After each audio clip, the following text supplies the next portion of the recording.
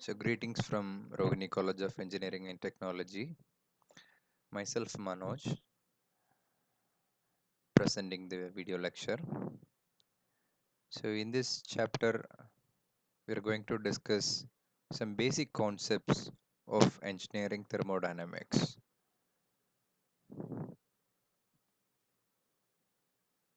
The syllabus given by Anna University for Unit 1 Basic Concepts and First Law.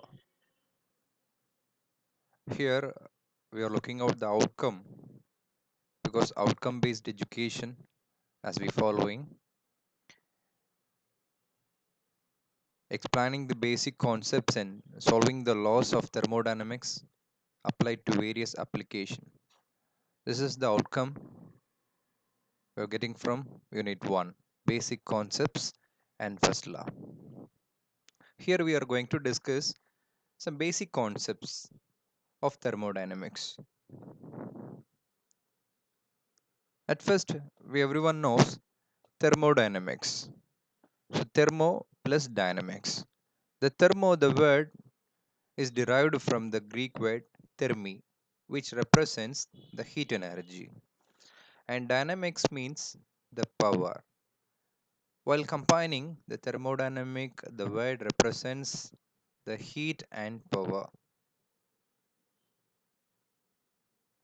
Thermodynamics is a field of science which deals with energies possessed by gases and vapors. The conversion of energies in terms of heat and mechanical work. Then the relationship with properties of a system. So therefore, thermodynamic represents the science of energy. That means the one form of energy is converting to another form.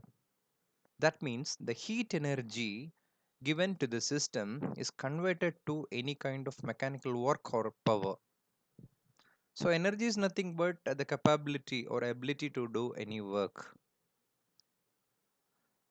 So therefore the term thermodynamic represents the heat energy is converted to some other sort of mechanical energy or work. The conservation of energy principle, as we know that energy can neither be created nor be destroyed. So it can be changed from one form to other. So we can also remember we cannot create or destroy the energy. So energy can be converted to one form to another. So during an interaction, energy can change from one form to another, but the total amount of energy is always remains constant. This is the term we should have remember. So look at the diagram. There is a potential energy of 10 units and there is no kinetic energy is present in the system.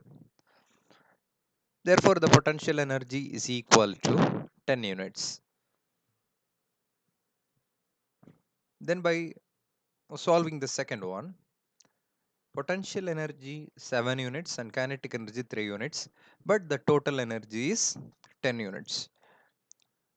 This figure illustrates the total amount of energy is always remains constant. So here we are look out the basic concepts. The primary thing is the working substance. So according to the working substance alone, we are considering the concepts on thermodynamics. So working substance is nothing but it's the amount of matter or substance or a system in which the energy interactions were taking place. That is, we already discussed the heat energy is converted to some sort of mechanical energy or other useful work. The working substance which plays a major role in energy interactions or energy conservation principles. For example, gases, vapor, water, etc., whatever the medium it may be of. Here we are going to look out some examples. When we are considering the tire, the air is present inside the tire or tube.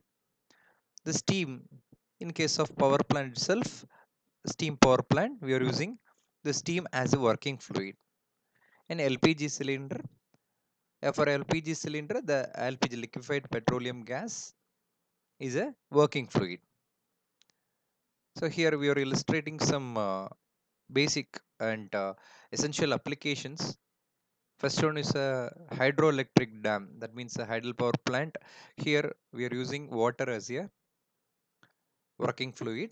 In thermal power station, the steam is an essential working fluid. By combusting the coal in the furnace, the boiler evaporates the water into steam, right? Therefore, the steam tends to rotate the turbine. The kinetic energy of the steam hits the turbine blades and tend to rotate it. So here, the heat energy given to the boiler is converted to work energy by the turbine. So here also the energy conservation taken place. For the specific energy conservation, the working fluid we have used is a steam. So this is what we have represented in the previous slide. The working fluid is an important one. According to the working fluid alone, we can decide the application. In case of diesel engine or diesel generator, whatever it may be, the diesel fuel is a working fluid there. Here we are looking at some basic applications and areas of thermodynamics. The human body. So we can say the entire globe is the application of thermodynamics, because moreover more and more examples are there. Here we are looking at some sort of examples. The human body is a very good thermodynamic system because it can transfer heat, where the heat energy is converted to work, or vice versa. The air conditioning system, which absorbs the heat energy from the room, and the evaporator evaporates, and after the circulation throughout the entire system, it gives the normal temperature to the room. Airplanes, in case of airplanes, and in case of car radiators, in power plants, in refrigeration system, everything in the world is said to be a thermodynamic system, because wherever the heat transfer taking place, wherever the heat energy is transferred from one form to another, we can consider that specific area as a thermodynamic system. So here our some examples as shown. Here we are looking out some importance of dimensions and units. So dimensions plays a very important role in everything, for understanding, for quantifying, for analyzing. Dimension is nothing but a physical quantity can be characterized. And what is units? The magnitude. Units are nothing but the magnitudes of the specific dimensions. The dimensions are any physical quantity that can be characterized.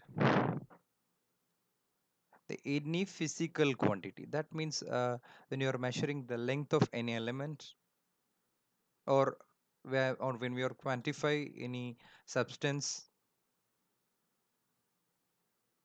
or ever we are just analyzing the capacity of any tank or any other elements, that means a volume. Since the physical quantity can be characterized by dimensions, units are nothing but these are all the magnitudes of the dimensions. There are some primary and secondary dimensions are there. Primary dimensions are nothing but they are all the fundamental dimensions. That means mass, the quantity of matter or substance, the length, time, temperature, pressure, etc. The secondary dimensions or derived dimensions that can be derived from some other after finding some other primary dimensions. The second dimension, the secondary or derived dimensions is nothing but it can be derived by using the primary or fundamental from the fundamental dimensions. For example, velocity. the meter per second. After analyzing the distance and the time, then only we can identify the velocity. Distance per time, then energy, that may be of work energy, internal energy, heat energy, whatever it may be, then a volume, meter cube, etc. Then some importance of dimensions and units. So nowadays we are extensively using the SI units.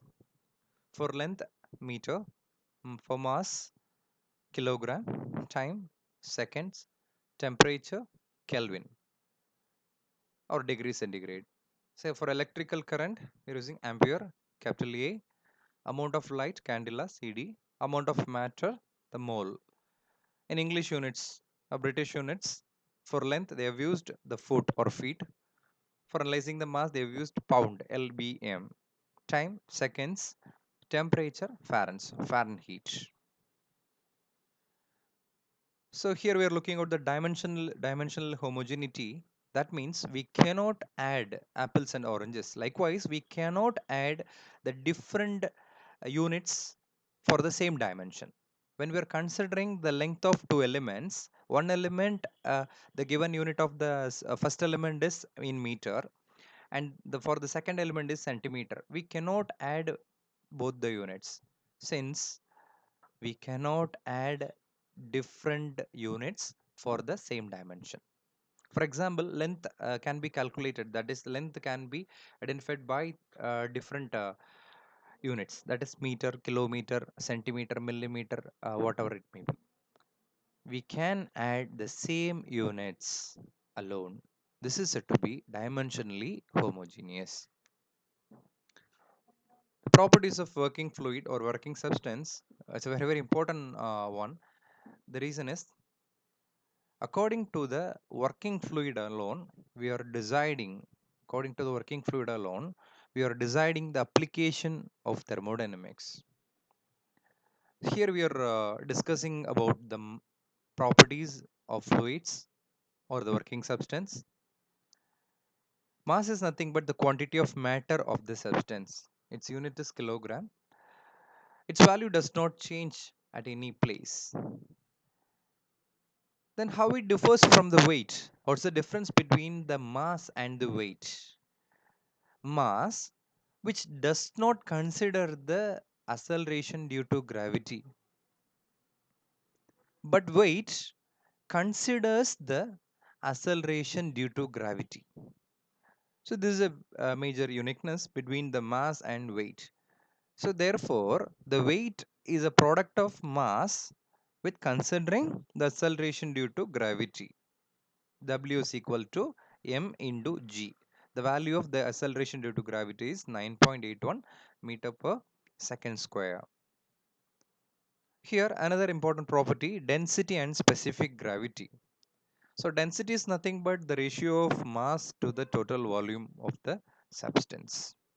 The unit is kilogram per meter cube.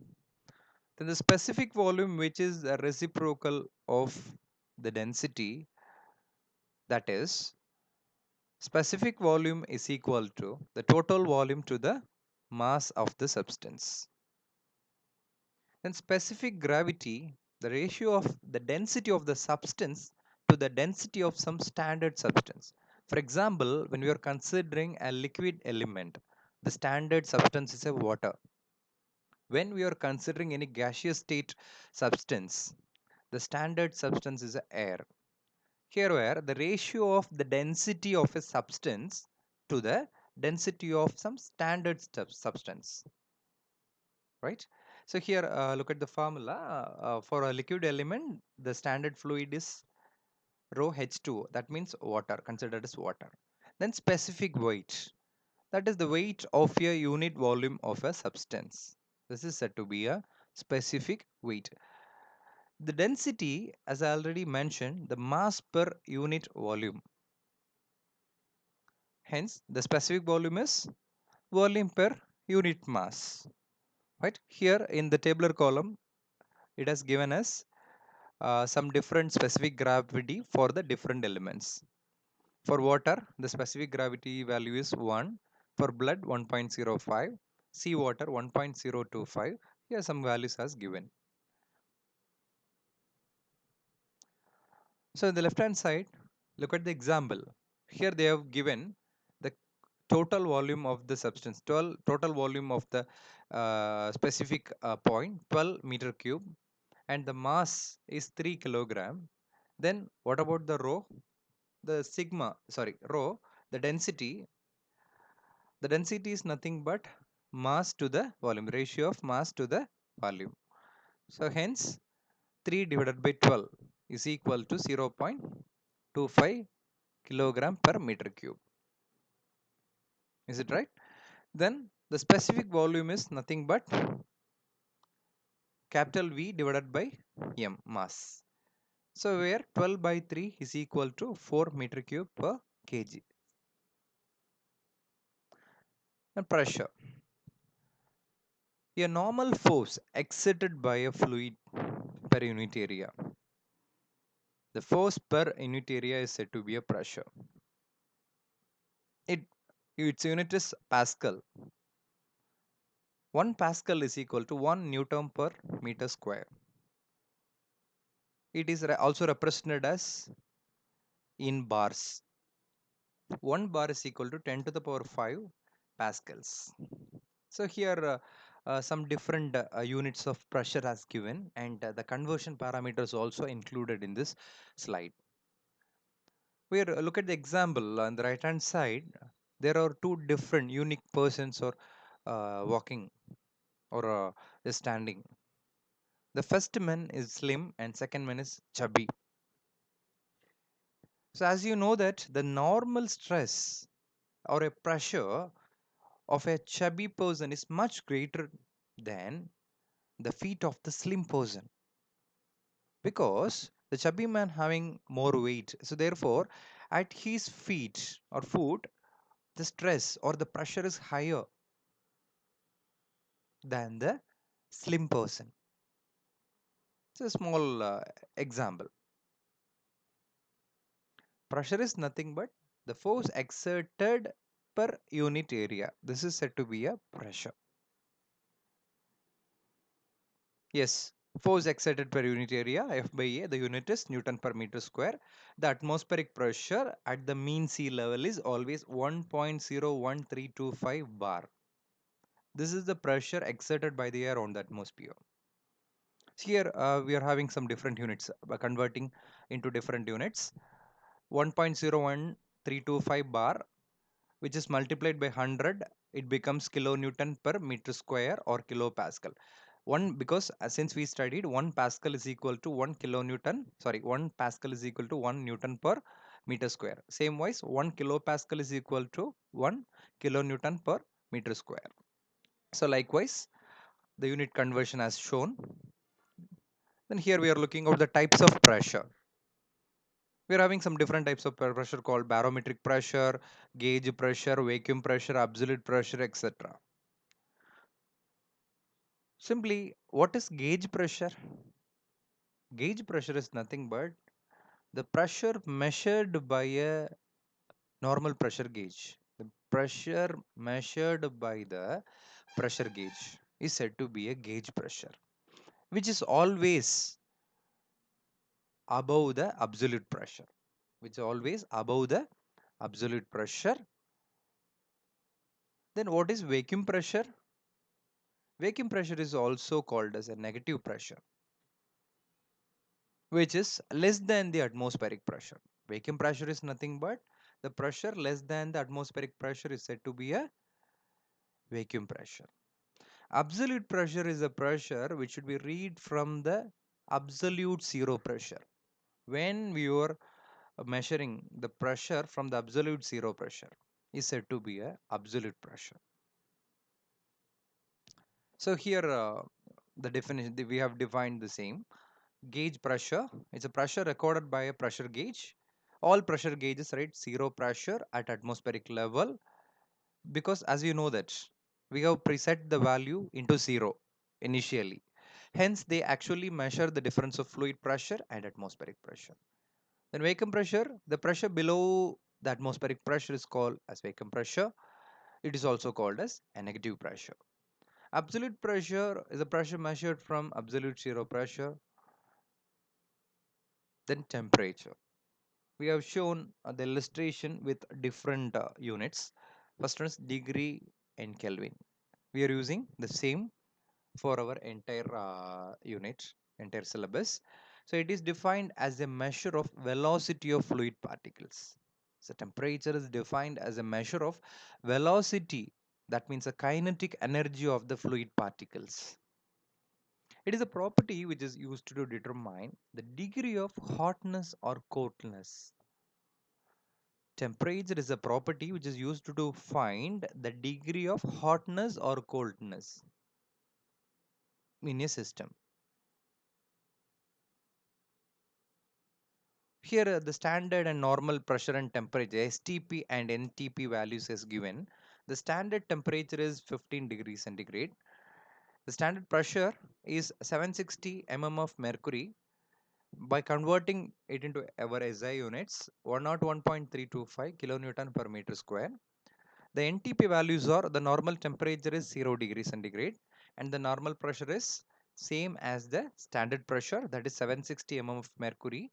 By converting it, 101.325 kilonewton per meter square. Here another property called as specific heat capacity is nothing but the amount or the quantity of heat required to rising or lowering the temperature of the unit mass of a substance through 1 degree. For raising or lowering the 1 degree of temperature in a unit mass of the substance, the specific heat capacity is used. It is denoted by the capital letter C and its unit is joule per kilogram Kelvin or kilojoule per kilogram Kelvin.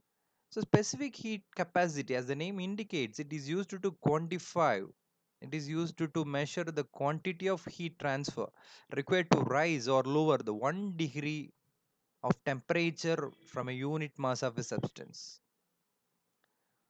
So here the specific heat is of two ways. The specific heat capacity at constant volume and the specific heat capacity at constant pressure, CV and CP value.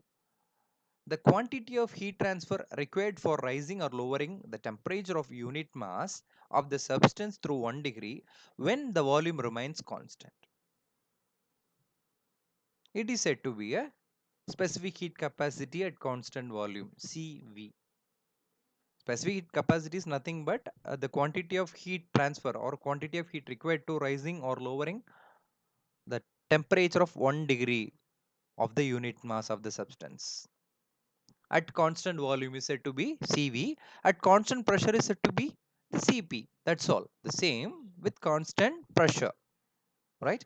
Here, one important point we have to note, solids and liquids have only one specific heat capacity, either CP or CV or C. But for gases and vapors, it should have two specific heats, Cp and Cv. Here the ratio of specific heats are shown. Gamma is equal to Cp divided by Cv. This property is only for gases. This gamma value is applicable only for gases. Here some values, some standard values as given. For water, the specific heat capacity C value is 4.187 kilojoule per kilogram Kelvin. For air, the Cp value is 1.005 kilojoule per kilogram Kelvin, and for Cv the value is 0.718 kilojoule per kilogram Kelvin. So therefore, by applying in the previous equation, gamma is equal to Cp by Cv. Therefore, 1.005 divided by 0.718, it becomes gamma is equal to 1.4. This is actually specific heat capacity of with constant pressure and constant volume, and also the ratio of specific heat as shown. Thank you.